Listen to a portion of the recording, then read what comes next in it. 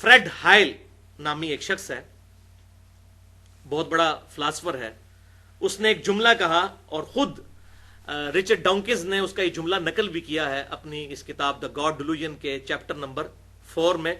और chapter number 4 में उसने मेन बाब ही यही बांधा है, the ultimate Boeing 747।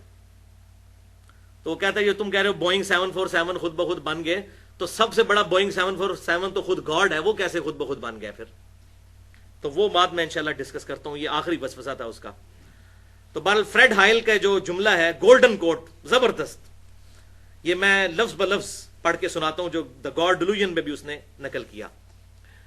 Probability of life originating on earth is no greater than the chance that a hurricane sweeping through a scrapyard would have the luck to assemble a Boeing 747। Fred हाइल कहता है कि इस बात का इम्कान कि जिंदगी खुद ब खुद जमीन पर पैदा हो गई, इससे ज्यादा इम्कान नहीं है कि कोई हवाई तूफान चले और वो कूड़े के ढेर से चीजें जमा करके तो एक 747 बोइंग तैयारा तैयार करते। ये तो फिर भी हो सकता है, इससे ज्यादा मुश्किल फिनोमेना जो है वो जिंदगी का प्रोड्यूस होना है जमीन के ऊपर। और जाहिर है कि हमें तो कभी वहम भी नहीं आएगा। मैं कहता हूं इवन मैं ये दावा करूं कि ये बाल पॉइंट खुद ब खुद बन गई है, इसमें स्प्रिंग लोडेड जो ये इसकी निब मौजूद है और इसके अंदर जो स्याही है ये पूरी प्लास्टिक की, और ये पूरा क्लिक सिस्टम है इसके अंदर मैकेनिकल, ये खुद ब खुद बन गया। तो कोई पागल बेवकूफ आदमी भी मेरी स्टेटमेंट नहीं मानेगा। तो इतना कंप्लेक्स सिस्टम खुद ब खुद बन गया। तो वो फ्रेड हाइल ने बड़ी जबरदस्त बात की कि 747 बोइंग तैयारा खुद ब खुद कूड़े के ढेर से कचरा इकट्ठा करे, तूफान चले, अंधेरी चले, और वो एक 747 जो एक साल में तैयार होता है, बोइंग कंपनी एक साल में तैयार करती है कितनी मेहनत के साथ, वो खुद ब खुद बन जाए। तो ये तो फिर भी पॉसिबल हो सकता है, लेकिन इंसान का पैदा होना जानदार का रूए अर्ज पे, उसकी प्रोबेबिलिटी इससे भी कम है। लेकिन रिचर्ड डॉकिंस ने बजाय उसकी ये बात मानने के उसका मजाक उड़ाया और उसने कहा कि for the sake of argument हम एग्री करते हैं कि 747 कभी भी खुद नहीं बन सकता, इतनी मेहनत से ही तैयारा बनता है। तो फिर उसने आगे से वो शैतानत वाला सवाल किया। उसने कहा सबसे बड़ा बोइंग 747 तो खुद गॉड है। ये जिंदगी इतनी कॉम्प्लेक्स है कि बगैर किसी के बनाए ना अंडा बन सकता है ना कोई जिंदा जानदार। ये इतनी पेचीदा और कॉम्प्लेक्स जिंदगी है, ये बगैर किसी के बनाए नहीं बन सकती। तो इसको बनाने वाला तो इससे भी ज्यादा कॉम्प्लेक्स होगा।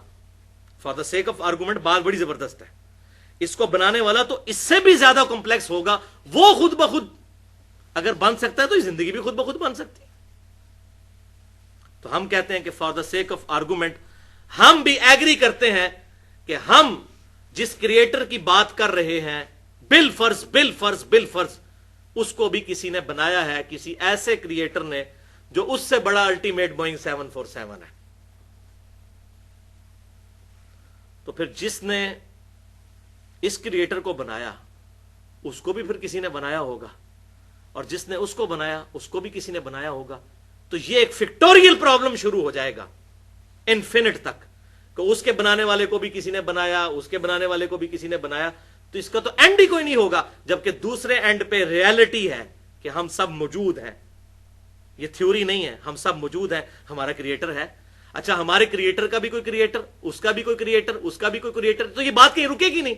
मैथमेटिकली ये रॉन्ग स्टेटमेंट और इलॉजिकल एक फंक्शन बन जाएगा, सवाए इसके कि यह बात मान ली जाए कि कोई एक क्रिएटर ऐसा है कि जिससे पहले कोई क्रिएटर नहीं था, वो था हमेशा से, और उससे ये सारी की सारी चीजें ओरिजिनेट हुई।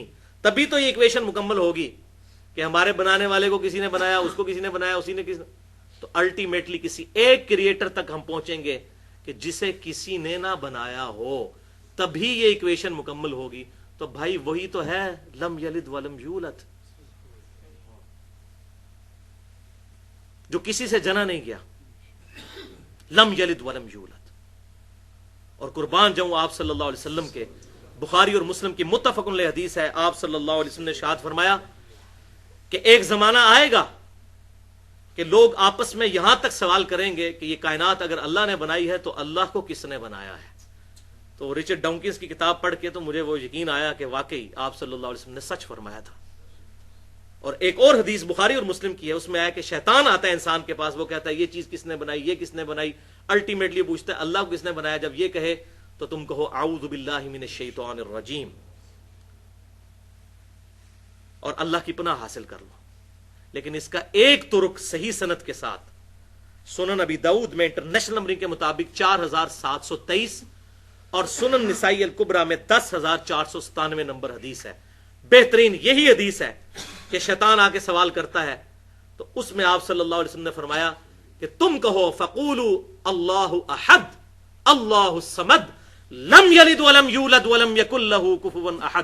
تم کہو کہ اس نے بنایا ہے مجھے جو اکیلا ہے، اس کا کوئی ثانی نہیں ہے، بے نیاز ہے، نہ اس نے کسی کو جنا نہ وہ خود کسی سے جنا گیا، اور اس کی برابری کا اس کی ٹکر کا کوئی نہیں ہے.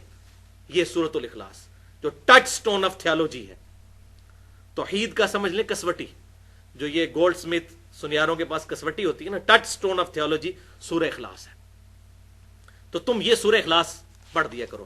اور ایک اور حدیث بخاری اور مسلم کی ہے جس میں آپ صلی اللہ علیہ وسلم نے ارشاد فرمایا کہ جب شیطان یہ وسوسہ دلائے تو کہا کرو آمنت باللہ ورسولہ، میں ایمان لایا اللہ پر اور اس کے رسولوں پر.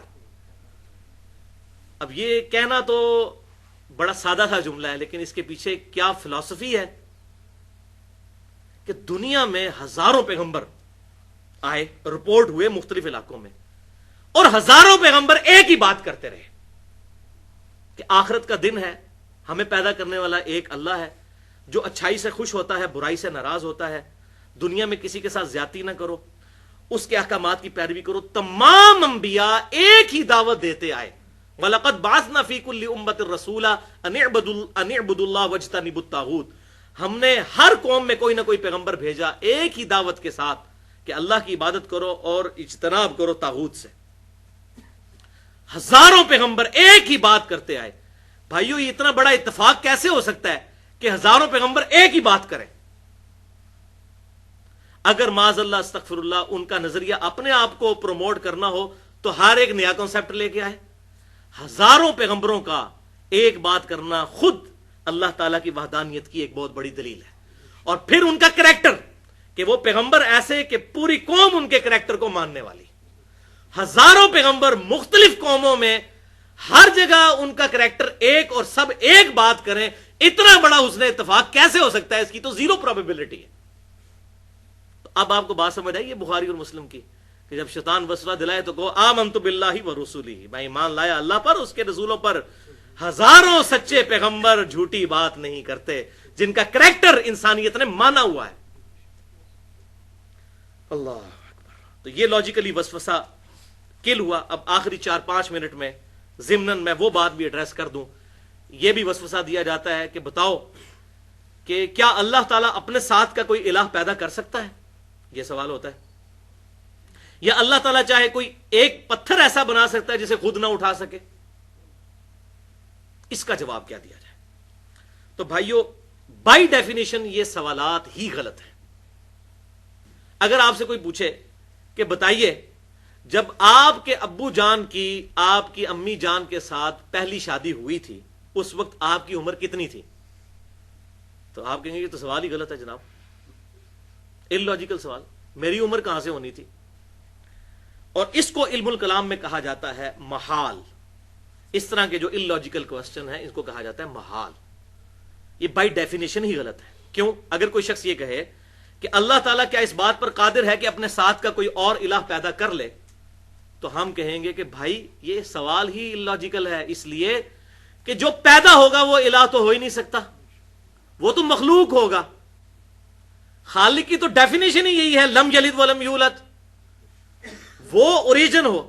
تو اللہ تعالیٰ کیا اور کوئی الہ پیدا کر سکتا ہے؟ تو ہم کہیں گے یہ سوال ہی غلط ہے، یہ محال ہے. اب اس کو کہنا کہ اللہ کی قدرت میں داخل نہیں ہے، بھائی یہ سوال ہی غلط ہے. اچھا اسی طریقے سے کیا اللہ تعالیٰ کوئی ایسا پتھر بنا سکتا ہے جس کو خود نہ اٹھا سکے؟ تو ہم کہیں گے یہ بائی ڈیفینیشن ہی سوال غلط ہے. خود نہیں اٹھا سکتا تو وہ الہ نہیں ہے. ٹھیک ہے. اچھا وہ کہتے ہیں نہیں اگر وہ بنا نہیں سکتا تو پھر الہ، تو یہ سوال ہی غلط ہو جائے گا. کوئی بھی چیز الہ کی کیپیبلٹی سے باہر نہیں ہو سکتی، اس کے قابو سے باہر نہیں. ان اللہ علی کل شیء قدیر. تو یہ سوال اس کے جواب میں ہم کہیں گے محال ہے. اسی طریقے سے اگر کوئی شخص یہ کہے کہ اللہ تعالیٰ چاہے تو نبی صلی اللہ علیہ وسلم کے بعد بھی کسی کو پیغمبر بنا کے بھیج سکتا ہے، تو ہم کیا کہیں گے؟ محال ہے. کیوں؟ قرآن پاک نے فیصلہ کر دیا ما کان محمد ابا احد من رجالکم ولکن رسول اللہ وخاتم النبیین. خاتم بھی ہے اور خاتم بھی ہے، دونوں چیزیں قرآن میں بھی احادیث میں بھی آیا. تو اب یہ خاتم نبوت کی ڈیفینیشن کے منافی ہو جائے گا کہ اللہ تعالیٰ کوئی اور پیغمبر بھیج دے. انہیں جی اللہ تعالیٰ چاہے تو کر سکتا ہے، تو ہم کہیں گے نہیں. کیوں؟ قرآن میں آیا لا تبدیل لکلمات اللہ. اللہ کے کلمات نہیں بدلتے، جو کلمات بدل دے وہ اللہ نہیں ہے، اور جو اللہ ہے وہ کلمات نہیں بدلتا. جو جھوٹ بولے وہ اللہ نہیں ہے، اور جو اللہ ہے وہ جھوٹ بولتا نہیں ہے. کوئی بھی نٹوریس کوالٹی اللہ تعالیٰ کے ساتھ منسوب نہیں کی جا سکتی. کیا اللہ تعالیٰ جھوٹ بولنے پر قادر ہے؟ ہم کہیں گے کہ یہ سوال ہی غلط ہے. ٹھیک ہے. اسی طریقے سے کیا اللہ تعالیٰ چاہے تو موسیٰ علیہ السلام کو دوزخ میں اور فرعون کو جنت میں بھیج دے؟ تو ہم کہیں گے محال ہے. تو یہ ہوگی محال کی ٹرم. اور دوسری ٹرم ہے مقدور، اس کے اپوزٹ. مقدور ہے جو اللہ تبارک و تعالیٰ کی قدرت میں چیزیں داخل ہیں چاہے اس نے نہ کی ہوں. مثلا اگر کوئی شخص کہے کیا اللہ تعالیٰ ایسی سیڑھی بنا سکتا ہے جس سے ہم آسمان پہ چڑھ جائیں؟ تو ہم کہیں گے ہاں بنا سکتا ہے، اگرچہ اس نے بنائی نہیں ہے، لیکن اللہ تعالیٰ اس بات پر قادر ہے. اللہ تعالیٰ چاہے تو آگ کو ٹھنڈا کر سکتا ہے، بالکل کر سکتا ہے. عموماً نہیں ہوتی، لیکن جب چاہے کر سکتا ہے. ابراہیم علیہ السلام کے لیے کی. تو فزیکل فینومینا آف نیچر جتنے ہیں وہ اللہ تعالیٰ کی مخلوقات ہیں، جب چاہے اللہ تعالیٰ ان کو توڑ سکتا ہے جس وقت چاہے. ہمیں نیند سے بے نیاز کر سکتا ہے، بالکل کر سکتا ہے. جنت میں کرے گا، وہاں نیند نہیں ہے، جنت میں رات نہیں ہے. پیشاب سے بھی بے نیاز کر دے گا. صحیح مسلم میں حدیث ہے خوشبودار ڈکار آئے گی، سارا کھانا ہضم، پیشاب کی ضرورت ہی کوئی نہیں. تو یہ سارے فزیکل فینومینا آف نیچر اللہ تعالیٰ ان فینومیناز کا پابند نہیں ہے. اللہ تعالیٰ جب چاہے ان کو توڑ سکتا ہے. یہ تمام چیزیں مقدور ہیں. تو محال اور مقدور کا فرق سمجھ آ گیا. میرے خیال ہے اتنا ہی کافی ہے. باقی جتنی چیزیں ہیں وہ ساری باتیں ایڈریس کی جائیں تو گھنٹوں چاہیے. اللہ تعالیٰ سے دعا ہے جو حق بات میں نے کہی اللہ تعالیٰ ہمارے دلوں میں راسخ فرمائے. اگر جذبات میں میرے منہ سے کوئی غلط بات نکل گئی تو اللہ تعالیٰ ہمارے دلوں سے محو کر دے. ہمیں کتاب و سنت کی تعلیمات پر عمل کر کے دوسرے بھائیوں تک پہنچانے کی توفیق عطا فرمائے. سبحانک اللہم و بحمدک اشہد ان لا الہ الا انت استغفرک و اتوب الیک وما علینا الا البلاغ المبین.